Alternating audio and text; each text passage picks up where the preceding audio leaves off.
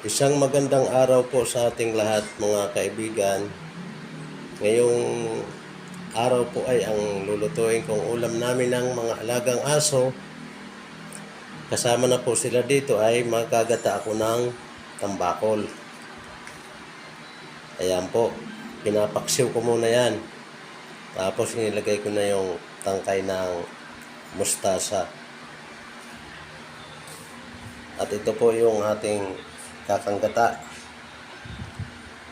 Tapos sili, yung dahon ng mustasa.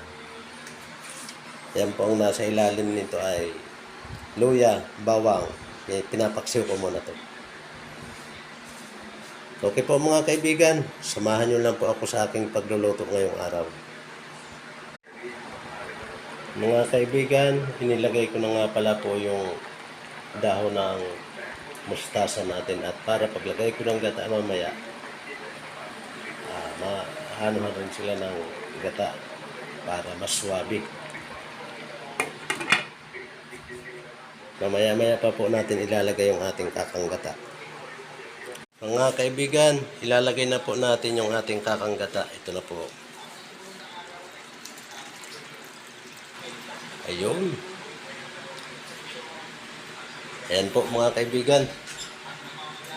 Nailagay na po natin yung ating kakanggata. Mga kaibigan, luto na po itong aking ginataan tambakol.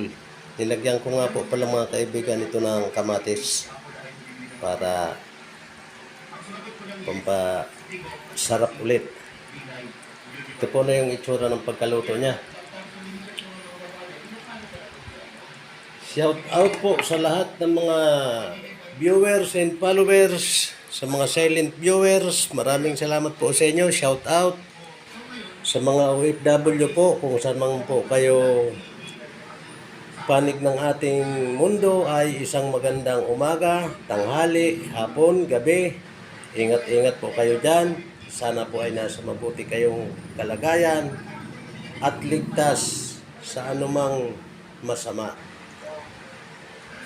Again, I love you all. Bye-bye, mga kaibigan. See you tomorrow.